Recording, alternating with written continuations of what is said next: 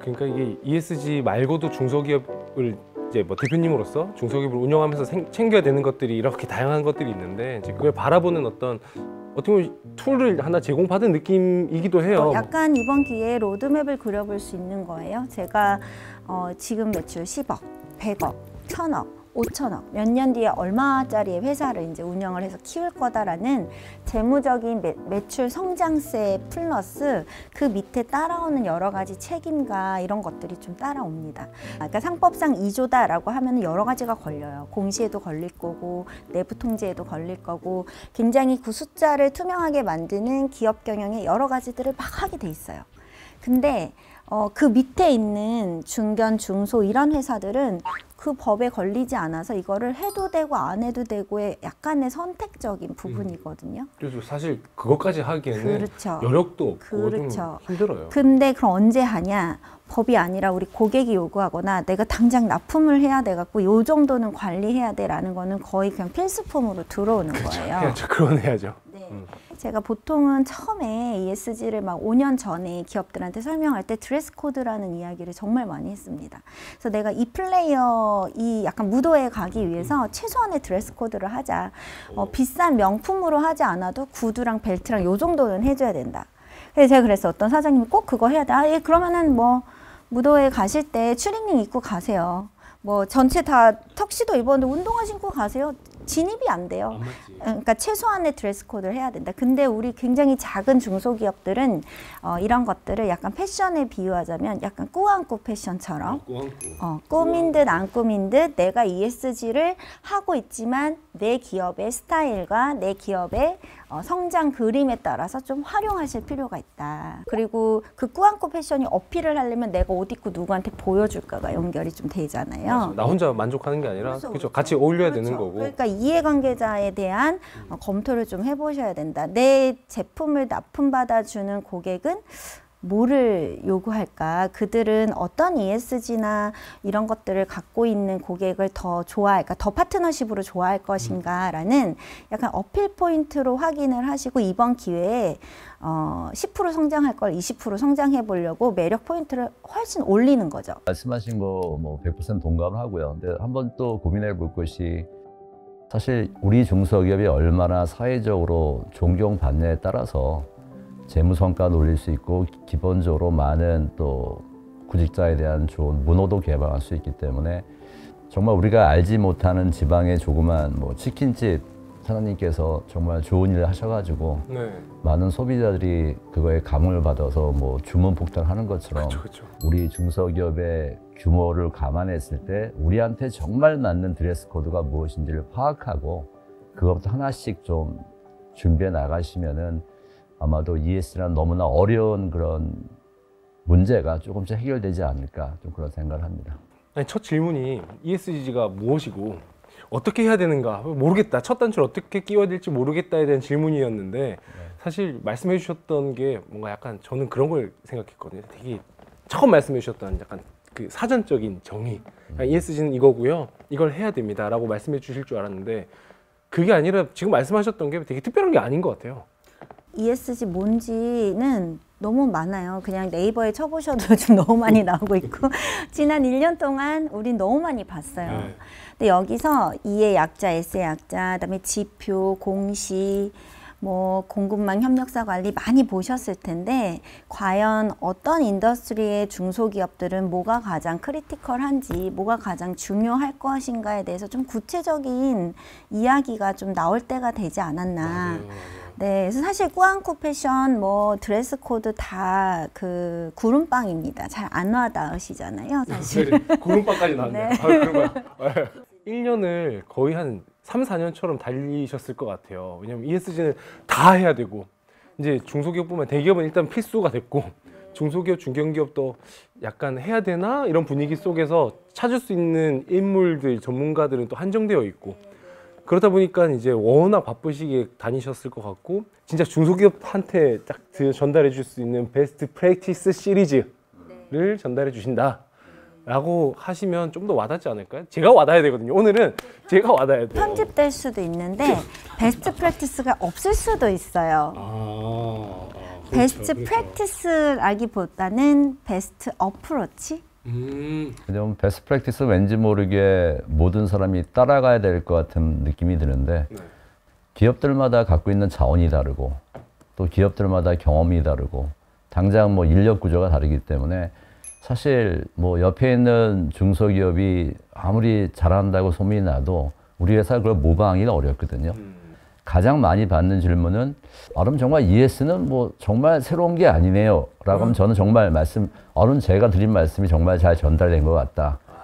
ES는 새로운 시대에 새로운 산업을 개발하고 새로운 제품을 개발하는 것이 아니라 우리가 지금까지 돈을 버는 과정에서 했던 수많은 활동들이 소위 말하는 이해관계자들이 보기에도 박수칠 정도의 문제가 있는 건 아니었는지 한번 돌아보는 과정이거든요.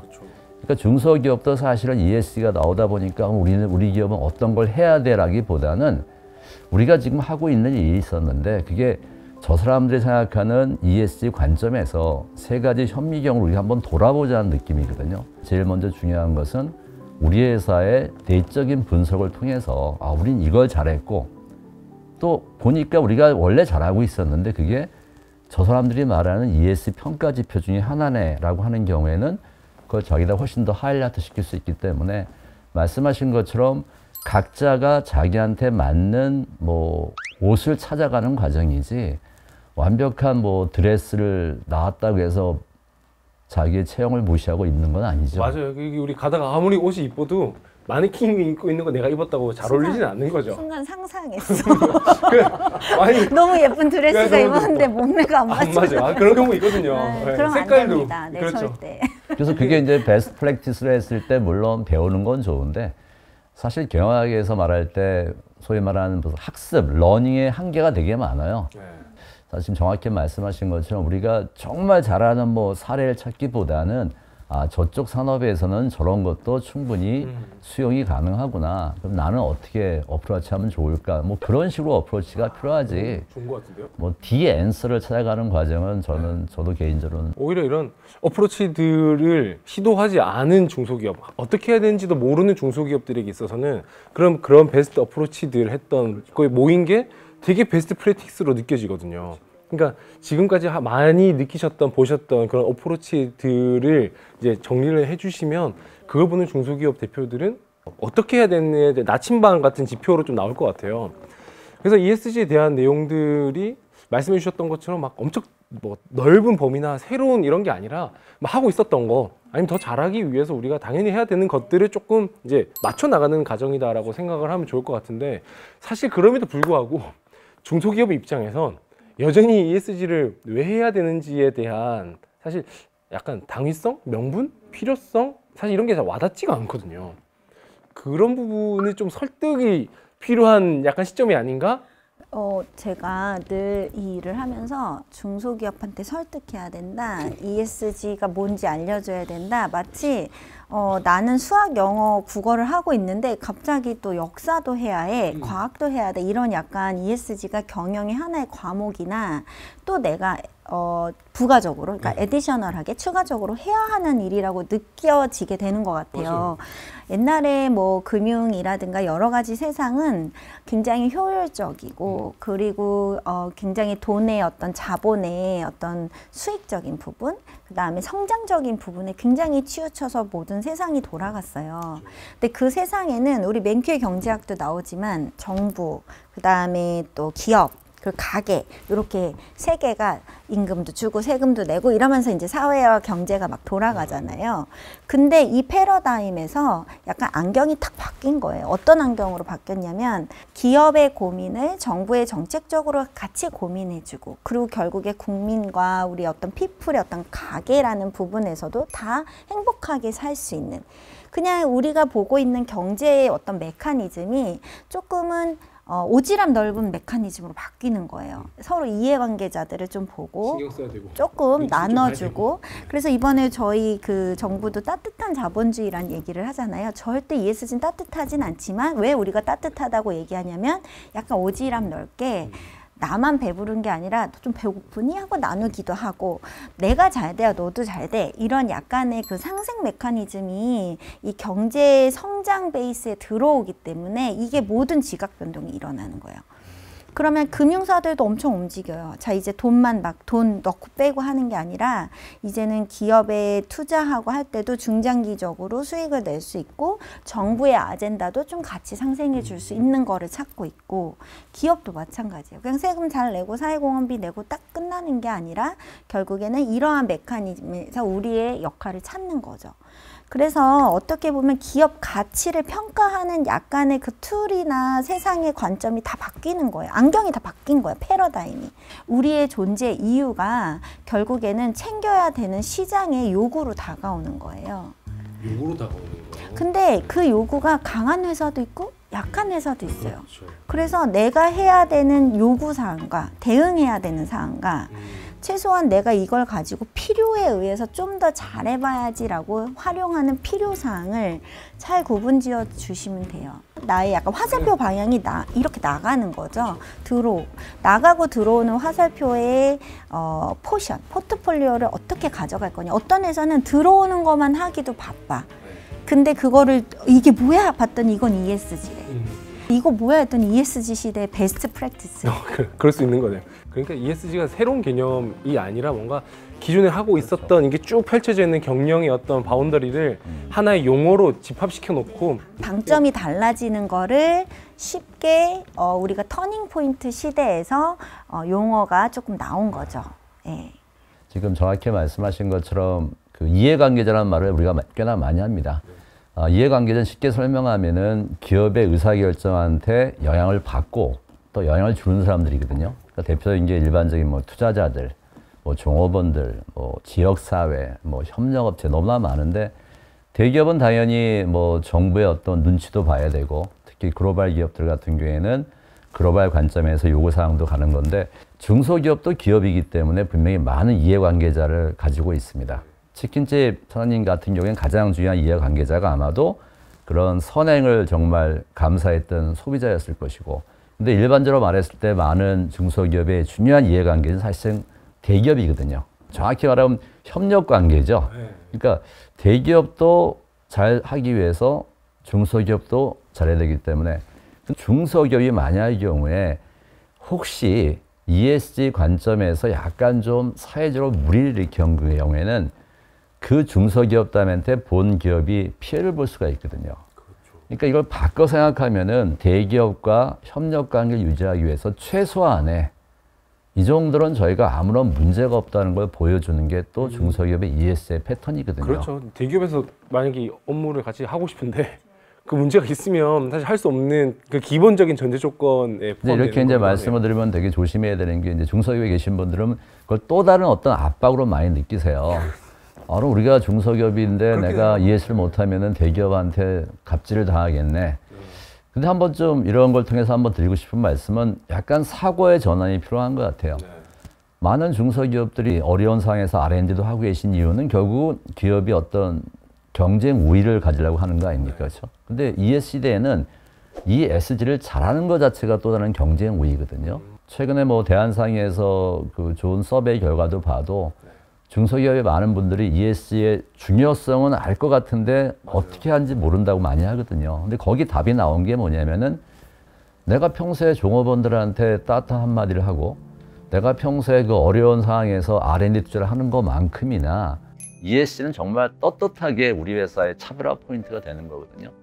그러니까 이걸 규제를 보지 마시고 새로운 시대에 우리가 정말 선한 일을 행하면서 나와 협력업체가 계속 좋은 관계 유지할 뿐만 아니라 나의 어떤 그런 ESG의 좋은 준비성을 보고 새로운 또 대기업이 우리한테 어프로치할 수 있는 기회가 존재하기 때문에 그게 정말 진정한 의미의 협력적 ESG 시대라고 생각합니다. 그러네요. 경영을 다시 한번 재정리하는 ESG라는 용어가 도출된 것도 있고 그다음 뭔가 협력사로서 대기업과 어떤 새로운 어프로치 기회를 만들기 위한 ESG도 있다라는 말씀이시는 거네요. 그런 이제 중소기업에 대한 뭐 왜 해야 되나 필요성 이런 얘기를 하는데 사실 아까 어프로치도 얘기 많이 했지만 그런 뭐 글로벌이나 아니면 국내에서 그런 뭐 보고 약간 귀감이 될 수 있는 아 저렇게 한번 해보자라고 할 수 있는 그런 사례들도 좀 있지 않을까요? 네네. 다 저렇게 한번 해보자 그런 게 보통 이제 뭐 다들 고군분투하시다가 얻어 걸린 케이스여서 사실 저희가 이제 잘했다라고 하면 다 사후적으로 해석해서 잘했다라고 합니다. 그래서 그분들도 이거가 ESG니까 이렇게 해야지라고 그거라기보다는 막 고군분투하다 보니까 사후적으로 괜찮아서 그거를 정리해서 말씀드릴 필요는 있을 것 같아요. 그게 아까 말씀하셨던 앞 맥락이랑 똑같은데요? 네, 뭔가 네, 네. ESG를 알고 하는 게 아니라 네, 그냥 네, 원래 하고 운영에 있는데 그게 약간의 ESG 모멘텀의 좋은 케이스로 해석이 되는 거죠. 예. 늘 사례가 그렇습니다. 경영에서의 어떤 베스트 사례 같은 것들이 뭔가 의도하고 이걸 만들어야지라기보다는 계속 그 경영을 잘해야지라고 하면서 트라이얼 에러를 막 하고 우리의 이해관계자들이 요구하는 거를 정리정돈하는 과정에서 리스크가 없어지거나 새로운 기회를 받게 되면 우린 그걸 베스트라고 얘기를 하거든요. 두 분도 그래서 이게 막 제가 처음에 설명할 때는 전문가라고 했지만 그게 아니라 이 영역에 대해서 처음부터 지금까지 안 놓고 계속 관심 가지고 고군분투 하시면서 네, 여기까지 트라이얼 에러고 수많은 어프로치를 데이터 하면서 노가다 이런 거.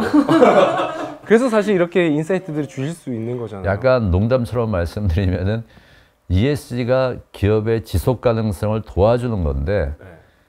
여러 가지 이유 때문에 ESG 자체가 기업의 지속 가능성을 더 악화시키는 것 같아요.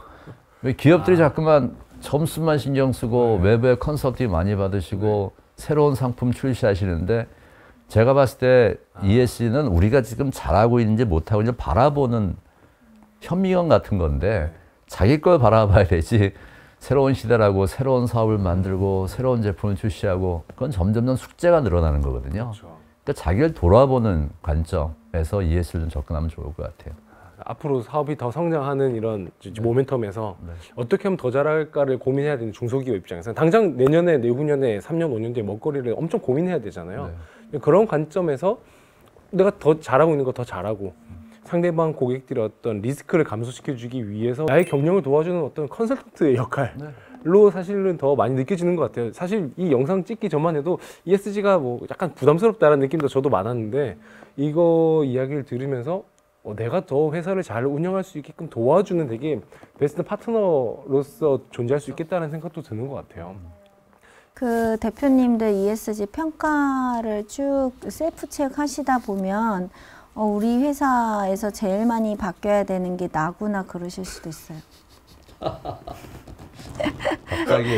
갑자기 나 마지막 질문이 그거잖아요. 네, 왜냐면은 항상 리더가 어떤 비전을 가지고 어떤 회사를 만들어 가냐 좋은 사람들이 모이고 뭔가 새로운 아이디어를 내고 그리고 내가 이 직장에서 우리 비즈니스도 성장하지만 나도 성장한다라는 그 느낌일 때 사실 우리 MZ 세대들이나 젊은 친구들이 요즘 창업도 많이 하고 그다음에 또 한편으로는 보상과 투명성, 공정성 이런 걸 말한다고 하는데 이게 납득이 되는 투명성만 있으면 굉장히 성과를 잘 내는 사람들이 저는 MZ 알파 세대라고 생각을 하거든요. 그래서 이제 그런 젊은 친구들이 훨씬 더 많이 이제 들어올 거고 또 그런 사람들이 모여서 기업의 성장으로 연결해야 되기 때문에 대표님들은 ESG 경영 관리를 하실 때 훨씬 더 피플 중심으로 더 많이 보게 됩니다. 그래서 점점 어려워지시죠. 어떤 사장님은 못 해먹겠다. 아니 뭐 힘들어 죽겠어 뭐 이렇게 챙길 게 너무 많아 라고 하는데 맞습니다. 점점 챙길 게 많아지고 기업 경영이 복잡해지기 때문에 ESG를 굉장히 똑부러지게 잘 활용하는 어떤 중소기업들이 더 강소기업으로 올라갈 수 있지 않을까 그 생각을 하고 있습니다. 그러니까 갑자기 안색이 어두워지신다.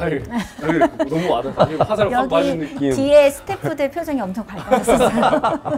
그러네요. 이게 중소기업 대표분들에게 주시는 팁은 이제 나를 돌아보는 시간이 되고 나의 어떤 경영 철학 이걸 돌아보실 수 그렇게 있을 될 것 같아요. 네. 말씀을 나누다 보면 맨 마지막에 마지막 하고 싶은 말 그런 말을 되게 많이 받아요.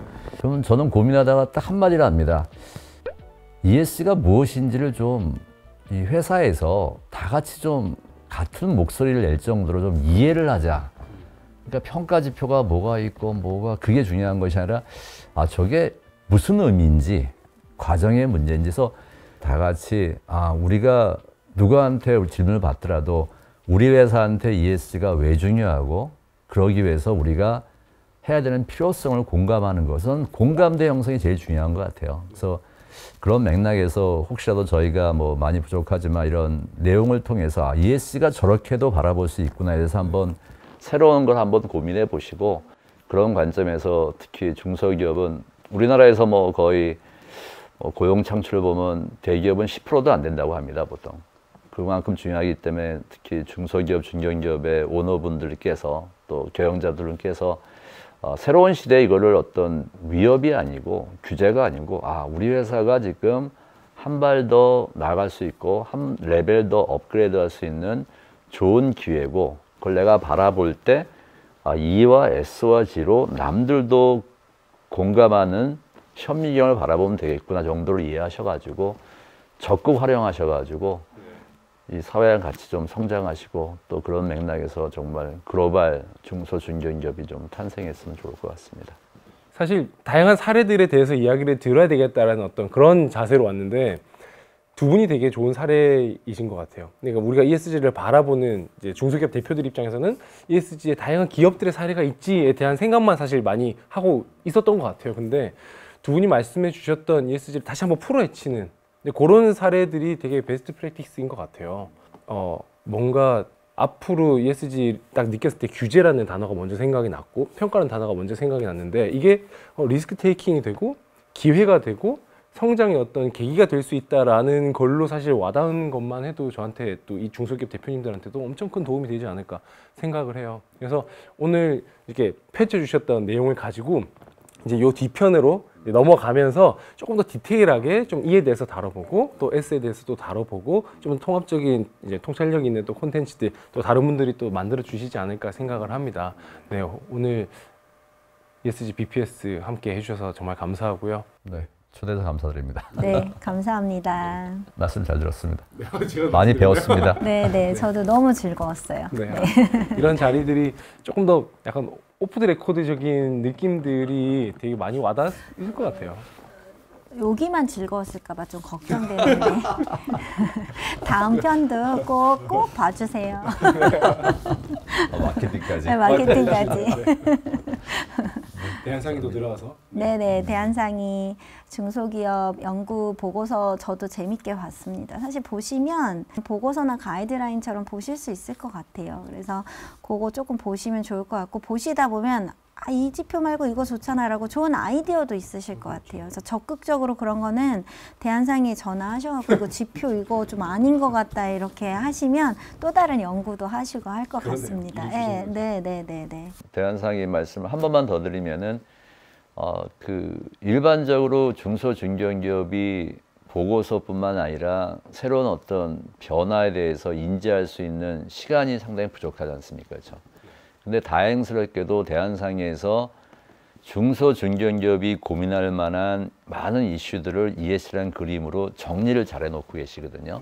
그래서 홈페이지에 들어오시거나 제가 오늘 많이 인용했던 각종 무슨 서베이 같은 것도 많고 그러다 보면 내 고민이 나만의 고민이 아니구나. 근데 또 그에 따라서 또 대한상의 쪽에서 또 나름 또 이제 그에 대한 방법론 같은 걸 좀 제시하고 있으니까 지금 말씀해 주신 것처럼 많은 지식도 좀 습득하시고 또 좀 더 액티브하게 대한상의로 우리나라의 각종 공공기관한테 요구되는 것도 좀 열심히 말씀하셔서 조금씩 좀 변화를 이끌어 가시면 좋을 것 같습니다. 감사합니다. 아무튼 대한상의 이 프로젝트들을 진행을 하게 되면서 많은 중소기업 분들이 중소기업 대표분들, 중견기업 대표분들이 다 좀 많이 좀 성장하는 계기가 필요한 것들을 얻어가는 계기가 되지 않을까라고 생각을 해요. 클로징이 안 되네. 네버 엔딩. 계속 네버 엔딩으로 카메라 끄시면 계속 돌아갑니다. 네, 감사합니다. 네.